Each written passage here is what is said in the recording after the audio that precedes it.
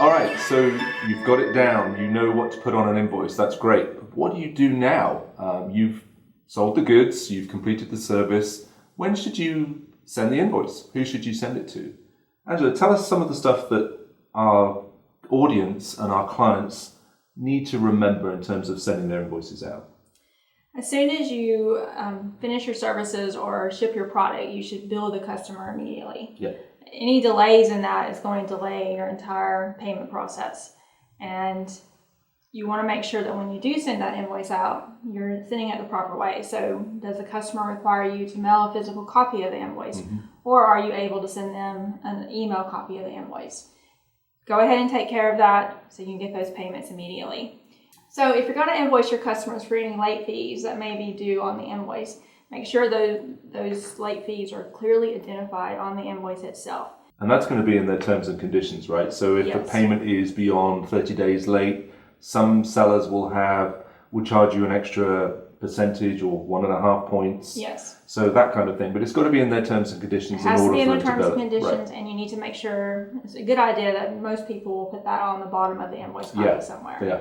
The other key thing to have is you want to make sure that your customers know where to send those payments. So do you want payments to come to you electronically, or do you want them to mail you the payments? Right. Make sure that information is clearly visible on the invoice to where they should remit those payments. It's a really key point. Make it easy for your customer to pay you. Don't have them wonder, should I send it to this address or what?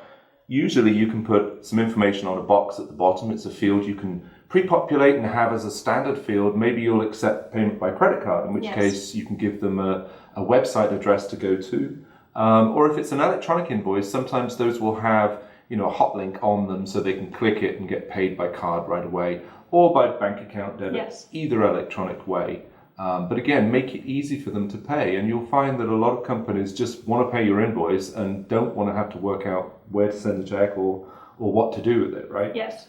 And also don't assume that they're going to pay you by electronic method. Right. Some companies don't choose that method. They want to make sure they have a check that they can mail you.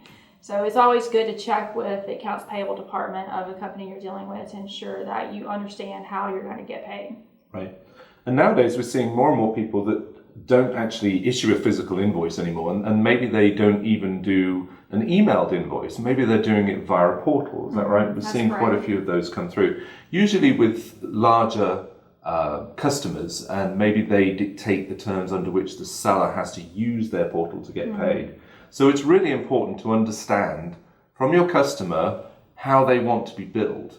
They maybe refer back to that PO, maybe they've got some details in there, but also have your terms and conditions of sale as well. So if you've given them 30 days to pay and their terms are something different, understand that, because you don't want any conflict with them. Yes. But really important, like Angela said, to get that invoice issued as soon as the sale has been completed, whether the goods have been delivered or that service has been performed. Don't wait. You're just waiting longer to get paid.